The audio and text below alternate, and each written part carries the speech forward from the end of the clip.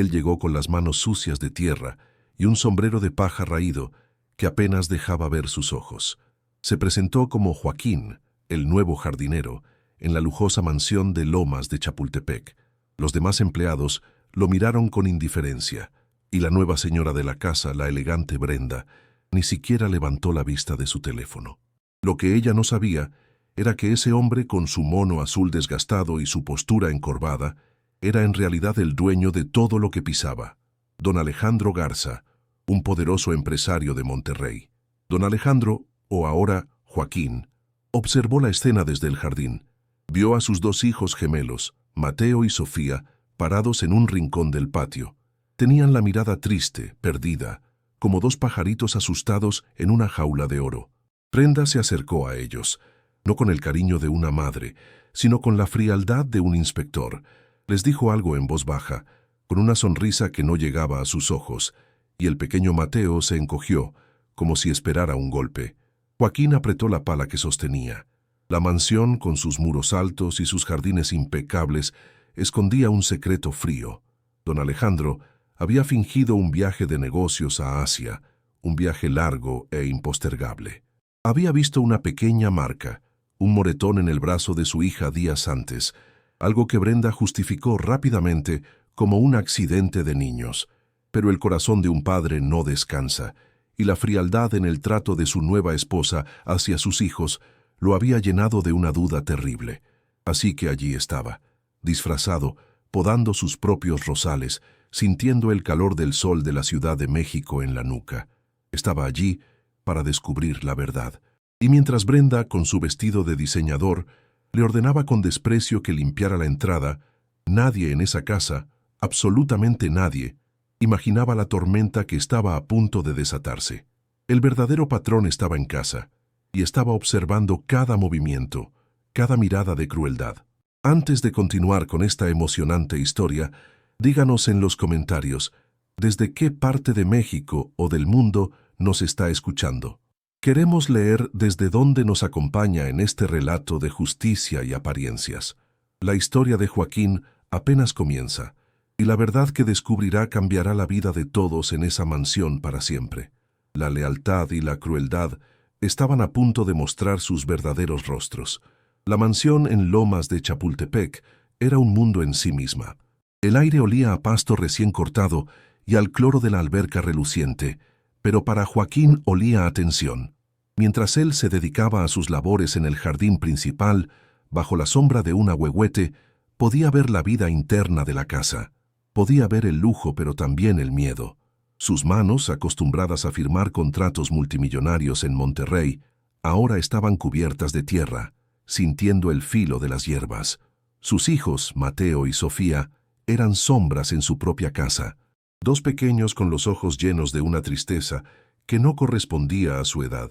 Los veía desayunar en el patio, pero no comían el pan dulce, las conchas que tanto amaban y que la cocinera preparaba. Solo comían fruta picada, mientras Brenda tomaba su café, revisando su celular, ignorándolos. Alejandro recordaba los domingos en Monterrey, cuando él mismo les preparaba chilaquiles. La diferencia era un abismo. Brenda Garza, su esposa, se movía por la casa como una reina en un palacio ajeno. Vestía ropa de marcas que costaban más que el salario anual de Joaquín. Su belleza era fría, calculadora. Ella representaba el poder que abusa, la crueldad que se esconde detrás de una sonrisa perfecta y un estatus social impecable. Para ella, los empleados eran muebles que hablaban, y los niños, un estorbo para su nueva vida de lujos. La primera humillación no tardó en llegar. Brenda salió al jardín con un vaso de agua fresca de Jamaica. Vio a Joaquín trabajando cerca de sus rosales importados. Ella caminó hacia él, mirándolo de arriba a abajo. «Es usted el nuevo, ¿verdad? Espero que dure más que el anterior. No me gusta la gente lenta», dijo con una voz sedosa pero cortante. Joaquín simplemente asintió murmurando: «Sí, señora, haré mi mejor esfuerzo». Brenda soltó una risita burlona. «Mire nada más, ya ensució las baldosas. ¿Qué no sabe limpiar sus botas antes de pisar el mármol? Límpielo ahora». Ella misma, con un movimiento deliberado, derramó un poco de su agua de Jamaica en el suelo blanco. «Y limpie eso también. Rápido. que no le pago para estar parado. Joaquín sintió la sangre hervir, pero mantuvo su papel. Se arrodilló, sacando un pañuelo de su mono azul, y limpió el piso bajo la mirada satisfecha de ella. Desde una ventana de la cocina, otra empleada lo observaba todo. Era Lucía Mendoza, la recamarera. Una joven de ojos bondadosos y rostro preocupado que había llegado de un pueblo pequeño, buscando una vida mejor. Ella vio la crueldad de la señora y la humildad forzada del jardinero. Lucía sabía lo que pasaba en esa casa. Ella había visto el miedo en los ojos de los niños cuando Brenda se acercaba. Su corazón estaba dividido entre la necesidad de su trabajo y la compasión. Ese mismo día, Joaquín vio a Brenda arrebatarle un juguete a Sofía, diciéndole que las niñas bien no juegan con cosas ruidosas. La pequeña no lloró, solo bajó la mirada y se fue a su cuarto, como si estuviera acostumbrada a que le robaran la alegría. Joaquín apretó los puños.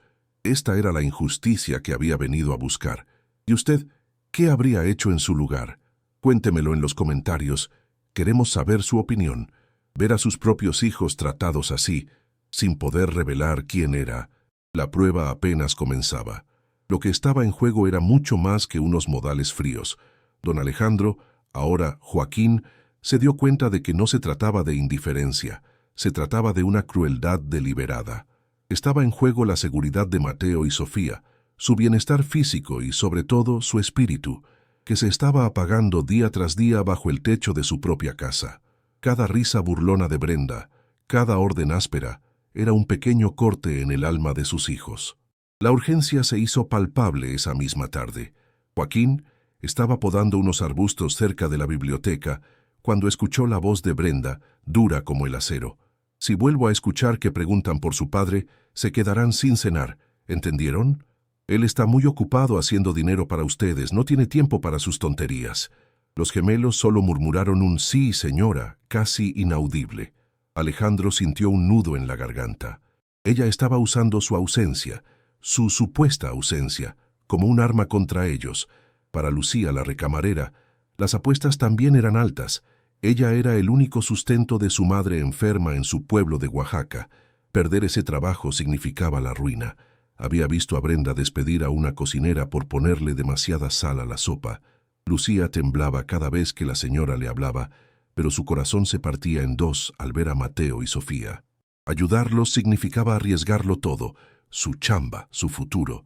Don Alejandro entendió que no tenía tiempo. Esta farsa no podía durar semanas.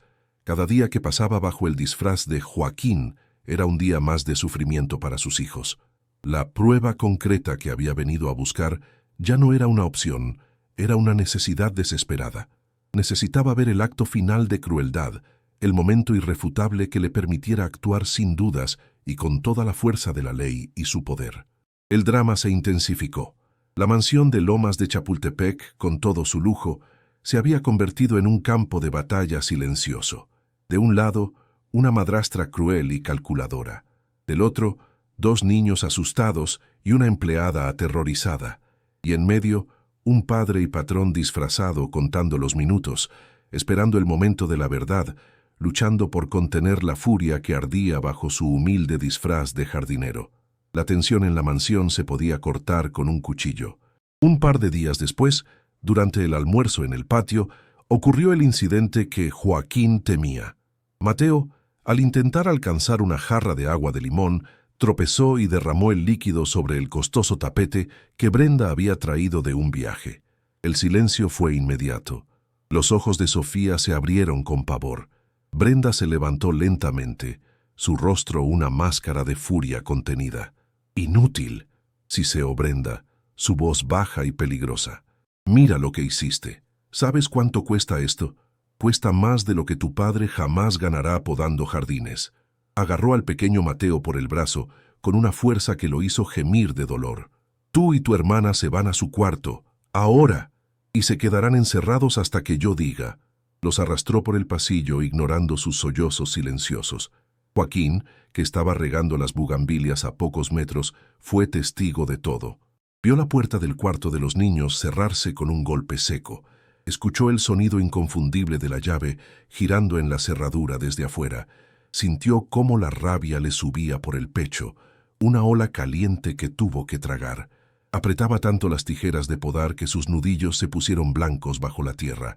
Sus propios hijos, castigados sin comer, encerrados. Desde el interior de la casa, Lucía también lo vio. Ella sabía que Brenda solía olvidarse de los niños por horas cuando los castigaba así. El corazón de la joven recamarera latía con angustia. Vio a la señora Brenda salir de la casa en su carro lujoso, probablemente rumbo a sus compras en Polanco, dejando a los niños solos y encerrados.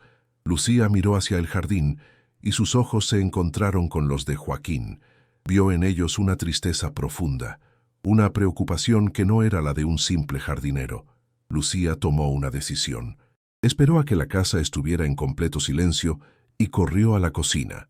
Con manos temblorosas, agarró 2 conchas, el pan dulce favorito de los niños y 2 pequeños cartones de leche. Sabía que arriesgaba su chamba, su único sustento. Si Brenda la descubría, la echaría a la calle sin pensarlo 2 veces. Pero la imagen de los niños, hambrientos y asustados, era más fuerte que su miedo. Mientras tanto, Joaquín no estaba ocioso. Dejó sus herramientas y caminó con sigilo hacia la parte trasera de la casa, justo debajo de la ventana del cuarto de sus hijos. No estaba allí solo para observar, estaba planeando. Revisó la altura, la cerradura de la ventana. Mantuvo su teléfono en el bolsillo del pecho, el botón de grabar activado disimuladamente. Estaba documentando cada segundo de ese abuso. Su paciencia de empresario se estaba convirtiendo en la estrategia de un padre listo para la batalla. Lucía subió por la escalera de servicio con el corazón en la garganta. Cada escalón parecía rechinar. Llegó al pasillo y caminó de puntillas hasta la puerta del cuarto. Susurró: «Mateo, Sofía». Escuchó un pequeño sollozo. «Les traje algo por la ventana de atrás, rápido». Corrió a la pequeña ventana que daba al jardín trasero, la misma que Joaquín estaba vigilando desde abajo, oculto entre los arbustos. Vio las manitas de Lucía aparecer en la ventana, pasándoles el pan y la leche. Escuchó el susurro agradecido de sus hijos. En ese momento, don Alejandro sintió una gratitud inmensa por esa joven valiente. Ella era la aliada que él no sabía que necesitaba. Vio cómo Lucía les decía: «Coman rápido, no hagan ruido, todo va a estar bien». Ella era la única muestra de compasión en esa fría mansión. Pero la calma duró poco. El auto de Brenda regresó. Entró a la casa gritando el nombre de Lucía. «Lucía, ¿dónde se metió esta muchacha? Ni siquiera ha limpiado mi baño». Lucía bajó corriendo, pálida de miedo. Joaquín volvió rápidamente a su puesto, fingiendo podar un rosal. Brenda salió al jardín, furiosa. Su mirada se posó en Joaquín. «Usted, ¿qué hace ahí parado? Le dije que limpiara la fuente. Es un inútil, igual que todos aquí». Era la segunda vez que lo humillaba públicamente. Él, don Alejandro Garza, siendo insultado en su propia casa, tuvo que bajar la mirada y murmurar: «Sí, señora, enseguida». La impotencia era un veneno lento, pero necesario. Él era el dueño de todo, y sin embargo tenía que pedir disculpas a la mujer que estaba atormentando a sus hijos. Pero nadie podía imaginar que, detrás de esa mirada cansada, había una verdad que lo cambiaría todo. ¿Y tú? ¿Qué habrías hecho en su lugar? ¿Habrías revelado tu identidad en ese momento o habrías esperado la prueba final? Cuéntamelo en los comentarios. Mientras Joaquín se dirigía a la fuente, vio que Brenda miraba a Lucía con profunda sospecha, como si supiera que algo había pasado. La tensión crecía, y la tormenta final estaba a solo unos momentos de estallar. Llegó la noche, y con ella, el momento decisivo. La cena se sirvió en el patio, bajo las luces tenues. La atmósfera era pesada. Brenda apenas había hablado con Lucía, pero la miraba con un desprecio helado. Joaquín había recibido órdenes de trabajar hasta tarde, arreglando unas macetas cerca de la mesa, una excusa perfecta para permanecer como testigo invisible. Mateo y Sofía comían en silencio, con la cabeza gacha, temerosos de hacer el más mínimo ruido. La poca paciencia de Brenda finalmente se rompió. Mateo, con su vocecita temblorosa, se atrevió a preguntar: «¿Papá llamará hoy?». Esa simple pregunta fue la chispa que incendió el polvorí. Brenda golpeó la mesa con la palma. «Te he dicho 1000 veces que no me molestes con tus preguntas estúpidas. Tu padre está harto de ustedes. Agarró al niño por el brazo, sus uñas apretando la piel. Ya me tienes harta. Levantó la mano lista para golpearlo. Lucía, que estaba retirando un plato, vio la mano levantada y el terror en los ojos de Mateo. Su instinto fue más fuerte que su miedo. Se interpuso entre la señora y el niño, gritando: «Señora, por favor, no. Él es solo un niño, no lo lastime». La furia de Brenda se desvió instantáneamente hacia la empleada. «¿Tú qué te metes, gata igualada? ¡Quítate de mi camino!». Con toda su fuerza, la empujó. Lucía perdió el equilibrio y cayó de espaldas contra el suelo de piedra. El sonido de unas tijeras de podar cayendo al suelo resonó en el patio.